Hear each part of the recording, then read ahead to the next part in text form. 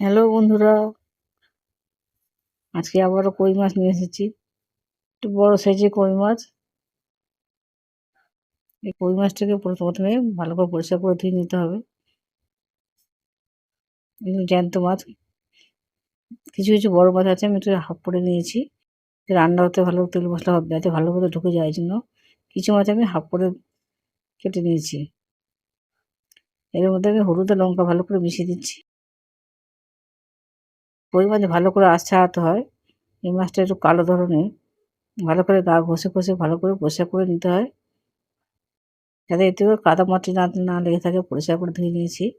তারপরে আমার তেল হলুদ মাখিয়ে ভালো করে নিয়েছি। এবার এই মাছটাকে আমি ভালো করে ঝাল ঝাল করে রান্না করব। এই তেল কই মাছটা খেতে খুবই দুর্দান্ত লাগে। তেল কই নাম শুনলেই মনে যেন বাঙালিদের মানে পছন্দের মতো মাছ। কড়ার মধ্যে তেল দিয়ে দিয়েছি এবং ভালো করে মাছটা, যে তেলটা গরম হয়ে যাচ্ছে, মাছটা ভালো করে ভেজে নেবো। জ্যান্ত মাছ হলে একটু দেখবেন লেজের দিকটা কিছুটা বেঁকে যায়। জ্যান্ত মাছে দেখবেন এই মাছটা জ্যান্ত, তাহলেই বুঝবেন যে মাছটা টাটকা জ্যান্ত। তখন মাছটা একটু গুটিয়ে যাবে। কিন্তু ভালো মতো করে কড়া করে ভেজে নিচ্ছি মাছটাকে।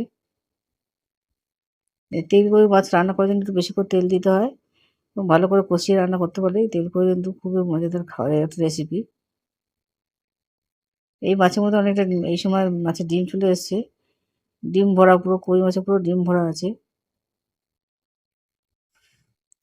একবারে মাছগুলো না ভেজে বারে বারে করে ভেজে নিলে সুবিধা হয়।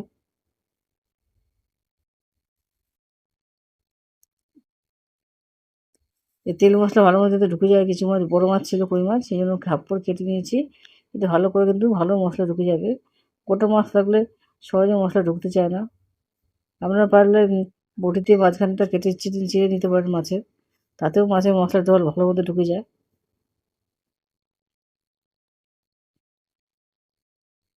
যে কোনো মাছ ভালো মতো করে রান্না করতে পারলে কিন্তু ভালো মতো করে স্বাদ এসে যায়। এবং স্বাদ আনার জন্য বিভিন্ন রকম পেঁয়াজ আদা রসুন ভালো করে রান্না করে কষিয়ে কষিয়ে রান্না করে দেখবেন। যে মশলাটা দিলে খেতে ভালো লাগে সেরকম মশলা দিয়ে দেখবেন, খেতে খুবই ভালো লাগবে। এই মাছে এই সময় বর্ষাকালটা এসে গেছে, মাছের ডিম ভর্তি হয়ে গেছে। ডিম ভরা কই মাছ কিন্তু খেতে খুব ভালো লাগে।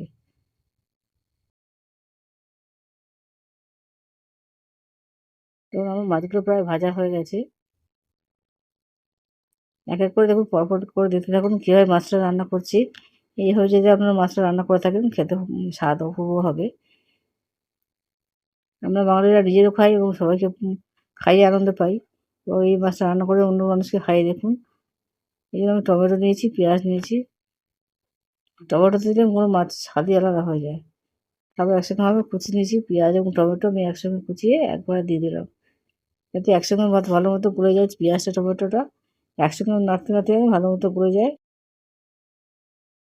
এবার ভালো করে কিন্তু নাড়ানোর পালা। ভালো করে একটু ভেজে নিতে হবে আস্তে আস্তে, তাহলে নরম হয়ে যাবে। এবার ভালো করে নেড়েচেড়ে ভালো করে কষাতে হলুদ দিয়ে দিচ্ছি। হলুদ দিয়ে আবার ভালো করে নেড়ে নিচ্ছি। নাড়তে নাড়তে পেঁয়াজটাও নরম হয়ে যাবে, টমেটোটাও নরম হয়ে যাবে। এবার লঙ্কা গুঁড়োটা দিয়ে দিলাম। একবার করে মশলা দেবো এবং নাড়তে থাকবো।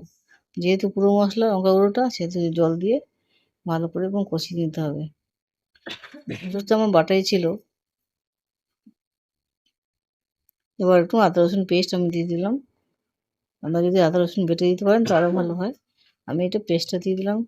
দিয়ে এবার ভালো করে আবার নাড়িয়ে নেবো। জলটা যতক্ষণ না শুকিয়ে যাচ্ছে ততক্ষণ কিন্তু নাড়তে হবে। জলটা শুকিয়ে আনতে হবে। শুকিয়ে একদম মাখা মাখা করে নিয়ে আসতে হবে, যাতে গন্ধ বেরোয়, তেলটা ছেড়ে বেরিয়ে আসে, সেদিকে দেখতে হবে। যখন দেখবেন তেলটা ছেড়ে বেরিয়ে এসেছে, জলটা শুকিয়ে গেছে, তখন হবে মশলাটা আমার কষানো ভালো মতো হয়ে গেছে। ভালো মতো কষানো হয়ে গেলে তবে কিন্তু আমি নুন দিয়ে দিচ্ছি। তার আগে নুন দিলে মশলাটা জল ছেড়ে যাবে, খেতে স্বাদ হবে না। এবার নুনটা একটু মিশানো হয়ে গেলে আমি জল দিয়ে দেবো।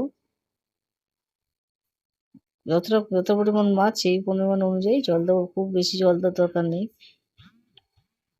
আমার লাইক এবং সাবস্ক্রাইব করতে ভুলবেন না। কমেন্টে অবশ্যই আমাকে জানাতে পারেন। আমার রেসিপিটা বাড়িতে ফলো করুন। দেখুন একবার, খুবই মজাদার রেসিপি একটা, খেয়েও মজাদার মজা পাবেন। একবার একটা বাঙালিয়ানা রেসিপি, বাড়িতে আত্মীয় স্বজনকে খাইয়ে দেখুন। মাছটা দিয়ে দিলাম, ভাজা মাছটা দিয়ে দিলাম, দিয়ে একটু ঢাকা দিয়ে দেবেন এই সময় একটু, দিয়ে ভালো মতো কিন্তু ফুটতে দিতে হবে। যতক্ষণ না একটু মাখা মাখা হয়ে আসছে ততক্ষণ কিন্তু ঝোলটা শুকিয়ে রাখুন, শুকিয়ে আনতে হবে। পুরো গায়ে গায়ে যখন মশলাটা মাখা মাখা হয়ে যাবে তখন ভাবেন মাছটা আমার রেডি হয়ে গেছে। এরপরে আপনারা পারলে এর মধ্যে গরম মশলা গুঁড়ো ছড়িয়ে দিতে পারেন, কিংবা ধনেপাতা থাকলে ধনেপাতাও দিতে পারেন এবং গরম গরম পরিবেশন করুন। এই কই মাছের ঝাল কিন্তু খেতে অপূর্ব স্বাদে গন্ধে।